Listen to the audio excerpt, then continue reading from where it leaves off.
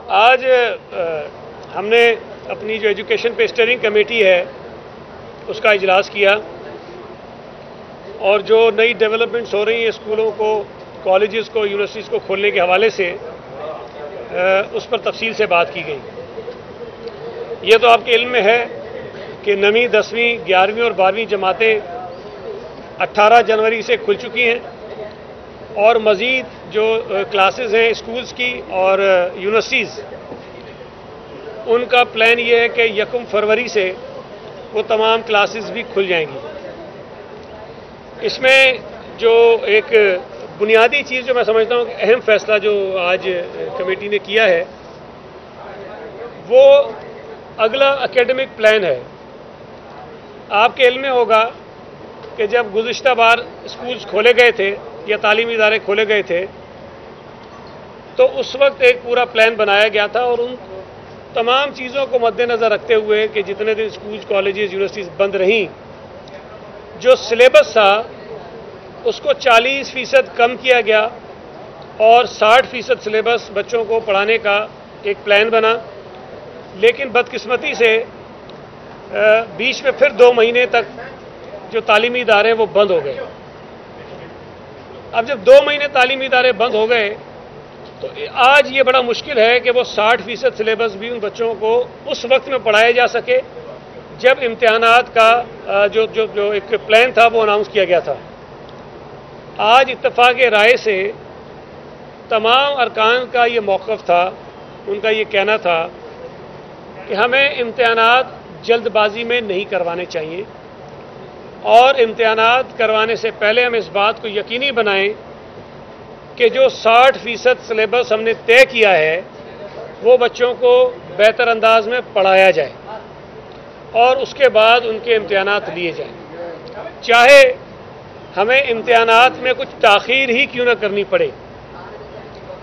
اس کی بنیادی وجہ یہ ہے کہ پچھلے برس بچوں کو بغیر امتحانات کے پروموٹ کیا گیا، تو ہمیں یہ کچھ نہیں پتا کہ جو بچے اگلی جماعتوں میں گئے ہیں ان کا اس وقت تعلیم کے ساتھ کتنا تعلق جڑا ہوا ہے اور اگر امتحانات لیے جاتے ہیں تو ان کے نتائج کیا آئیں گے۔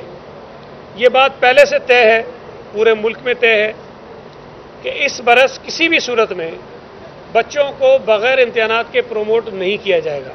ایگزامز ہر حال میں ہوں گے، چاہے ہمیں کچھ مہینے آگے ہی کیوں نہ جانا پڑے۔ تو اس پورے جو شیڈیول ہے اس کو مرتب کرنے کے لیے ایک کمیٹی جو ہم نے پہلے بنائی تھی، جس نے ایک پچھلا پلان بنایا تھا، اس کمیٹی کو دوبارہ ریوائیو کیا گیا ہے۔ اس کمیٹی میں سیکرٹری اسکولز، سیکرٹری کالجز اور سیکرٹری یونیورسٹیز اینڈ بورڈ شامل ہیں۔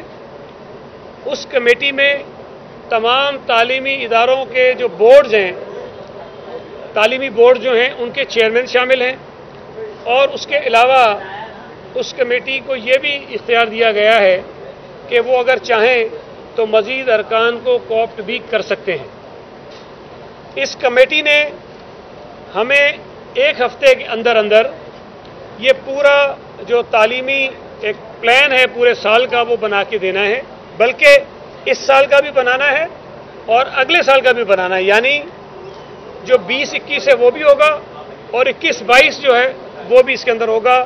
پھر اس کے اندر چھٹیاں کتنی ہونی ہیں، کتنے دن بچوں کو پڑھایا جانا ہے، امتحانات کب ہونے ہیں اور نتائج کا جو اعلان ہے وہ کب کرنا ہے۔ پھر اس میں بیچ میں یونیورسٹیز کے داخلے آتے ہیں، وہ ڈسٹرب ہوں گے تو ان سے بھی ہم بات کریں گے کہ یونیورسٹیز میں جو ایڈمیشنز ہونے ہیں ان کو کس طرح سے ہمیں کتنا آگے کرنا ہے۔ تو یہ ایک بڑا کمپریہنسو پلان بنانے کا ٹاسک ہم نے اس کمیٹی کو دیا ہے اور انشاءاللہ تعالی اگلی میٹنگ جو ہم نے رکھی ہے وہ 30 جنوری کو ہے، تاکہ 1 فروری کو جب تعلیمی ادارے اور یونیورسٹیز اور کالج سارے کھل جائیں تو اس سے پہلے ہم اپنا ایک پلان جو ہے وہ اناؤنس کر دیں۔ تو یہ ہم نے کیا ہے۔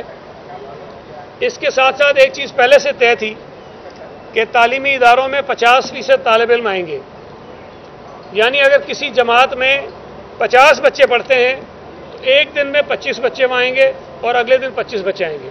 تو اس سے ہوگا یہ کہ ایک بچے کو ہفتے میں 3 دن جو ہے وہ اسکول آنا پڑے گا یا کالج آنا پڑے گا یا جتنے بھی تعلیمی ادارے ہیں تمام جماعتوں میں یہ طریقہ کار طے کہ یہ پہلے سے تھا، اس کو دوبارہ ہم نے کہا ہے کہ یہ کنٹینیو کریں گے ہم۔ جو SOPs ہم نے پہلے سے طے کی ہوئی ہیں، جو ایک بہت کمپریہنسو SOPs اسی اسٹیئرنگ کمیٹی نے منظور کی تھی، وہ ہم پہلے جاری کر چکے ہیں۔ اس پر عمل درآمد جو ہے وہ مزید بہتر بنانے کی کوشش کی جائے گی، اور سب کو تاکید کی گئی ہے سرکاری اور پرائیویٹ اسکولز کو کہ وہ یہ کریں۔ جب پچھلی مرتبہ تعلیمی ادارے کھولے گئے تھے تو تمام تعلیمی اداروں میں کووڈ کے ٹیسٹ کروانے کا سلسلہ ہم نے شروع کیا تھا۔ وہ سلسلہ اب دوبارہ، چونکہ اس وقت تو صرف بہت کم جماعتیں کھلی ہوئی ہیں، لیکن 1 فروری سے تمام تعلیمی ادارے کھلیں گے تو ان تعلیمی اداروں میں کووڈ کے جو ٹیسٹ ہونے ہیں اس کی بھی رفتار کو مزید بڑھایا جائے گا اور وہ ریگولر ہم کریں گے۔ اس کے ساتھ ساتھ جو پرائیویٹ اسکولز کی مشکلات ہیں اس پر بھی بات ہوئی، اور ایک مرتبہ پھر میں پہلے بھی یہ بات کئی مرتبہ کہہ چکا ہوں، آپ کے ذریعے بھی کہہ چکا ہوں، میڈیا کے ذریعے، اور اس کے ساتھ ساتھ جو ہماری میٹنگز ہوتی ہیں اسلام آباد کے ساتھ، اس میں بھی یہ بات میں نے کہی ہے کہ تمام پرائیویٹ اسکولز، خاص طور پہ جو چھوٹے پرائیویٹ اسکولز ہیں، ان کی مدد کے لیے فیڈرل گورنمنٹ کوئی ایک اسکیم اناؤنس کریں۔ جس طرح انہوں نے لاک ڈاؤن کے دنوں میں مختلف جو انڈسٹریز تھیں اس کے لیے پیکیج اناؤنس کیا تھا کہ وہ اسٹیٹ بینک سے لون کے لیے رجوع کر سکتے ہیں، اور بڑا نامنل تھا، اس کے اوپر مارک اپ تھا۔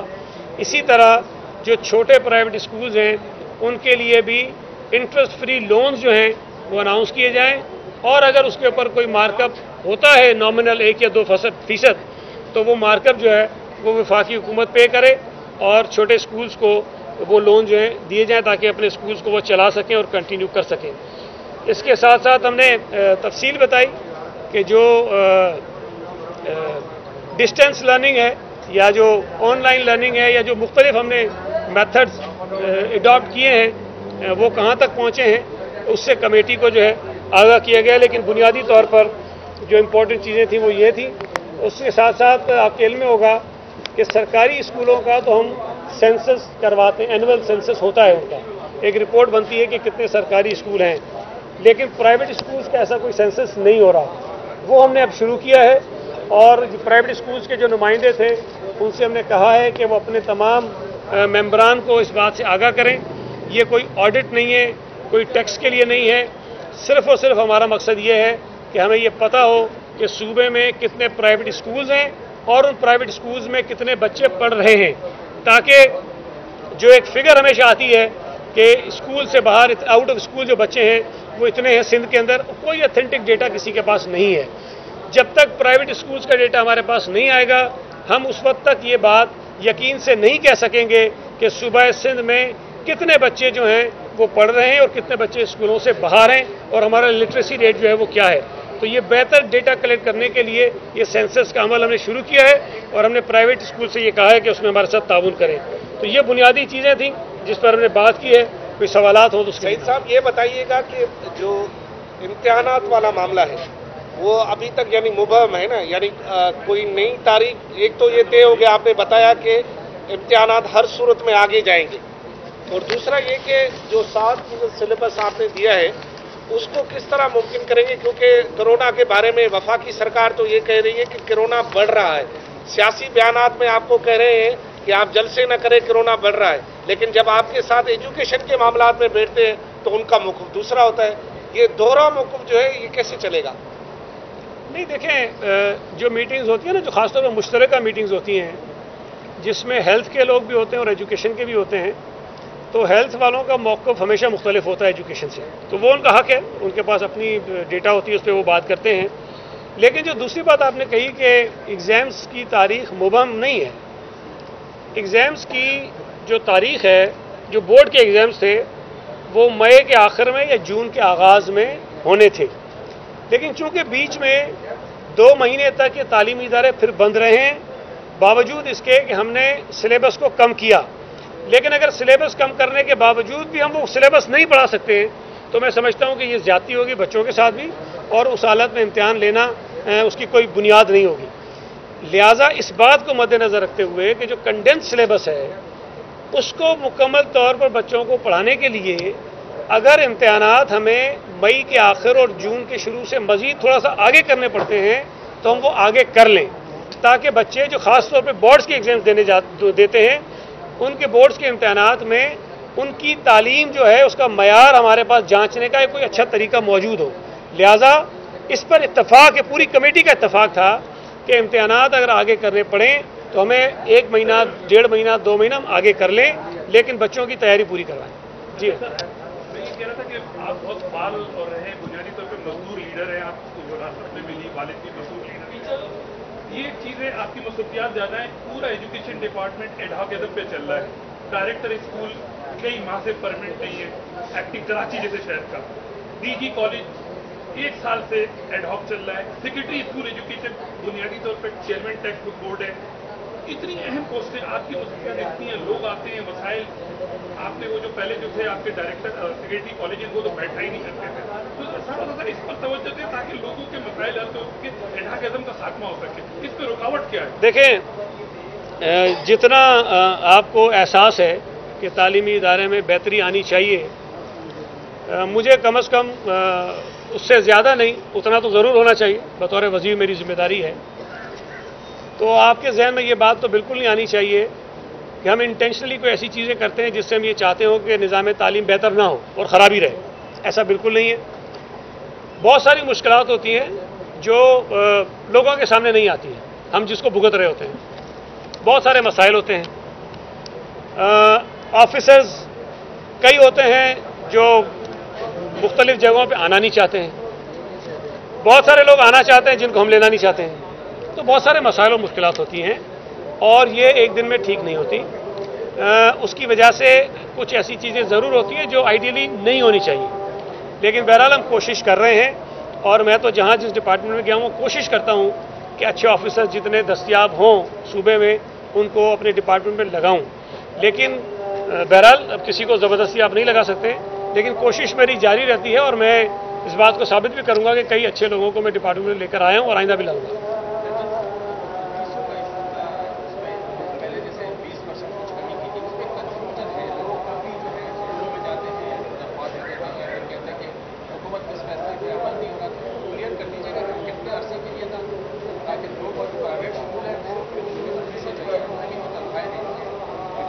دیکھیں، اس میں ہماری طرف سے کوئی کنفیوژن نہیں ہے.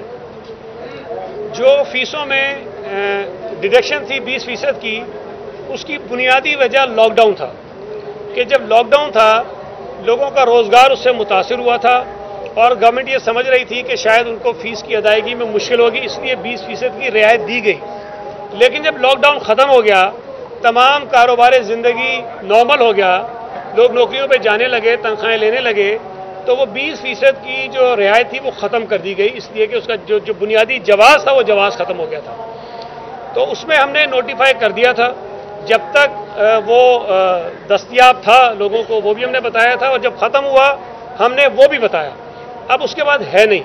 لیکن ایک چیز ہم نے ضرور کہی تھی کہ جتنے عرصے کے لیے 20% کی رعایت دستیاب تھی، اگر کسی اسکول نے نہیں دی تو وہ اس کو دینے کا پابند ہے. وہ ہم یقینی بنائیں گے. اگر کسی نے ہم سے کمپلینٹ کی ہے، کسی نے شکایت کی ہے کسی اسکول کی، تو ہم نے اس کو کوشش کی ہے کہ 20% کی رعایت دلائیں. لیکن فی الوقت لاک ڈاؤن ختم ہونے کے بعد وہ 20% کی رعایت دستیاب نہیں ہے. اور اس کی وجہ یہ ہے کہ جو اسکولز ہیں ان کو بھی ہم چاہتے ہیں کہ وہ زندہ رہیں، وہ چلتے رہیں، وہ قائم و دائم رہیں. یہ صرف لاک ڈاؤن کی وجہ سے یا کووڈ کی وجہ سے یہ حالات ایسے نہیں ہیں کہ اسکولز بند ہو جائیں اور ہم چھوڑ دیں. اسکولز کا بند ہونا بھی مناسب بات نہیں ہے. یہ ہمارے سسٹم سے اگر اسکول نکل جاتے ہیں تو ہمارے صوبے کے وہ بچے جو بند ہونے والے اسکولوں میں پڑھ رہے ہیں ان کی تعلیم متاثر ہوگی. Thank you sir. بھائی ایک سوال آخری کہ آپ کی پارٹی کا بھی منشور ہے کہ اسٹوڈنٹس یونین ریسٹور ہونی چاہیے. اچھا 12 سال سے آپ لوگ مسلسل برس اقتدار میں، اور آپ تو خود بیسکلی مزدور لیڈر، طلبہ لیڈر رہے ہیں، تو کیا رکاوٹ ہے، کون سے عناصر ہیں جو اسٹوڈنٹس یونین بحال نہیں ہونے دیتے تمام تک کوششوں کے باوجود؟ آپ دیکھیں بہت ساری چیزیں ہیں اور سندھ اسمبلی نے اس پہ قرارداد بھی منظور کی ہے. ہماری پارٹی لیڈرشپ کا بھی یہ واضح موقف ہے کہ اسٹوڈنٹس یونینز کو ریسٹور ہونا چاہیے اور ہم کرنا بھی چاہتے ہیں. اس میں ایک سپریم کورٹ کا فیصلہ تھا، ہم اس کو بھی دیکھ رہے تھے کہ اس کو بھی سامنے رکھیں.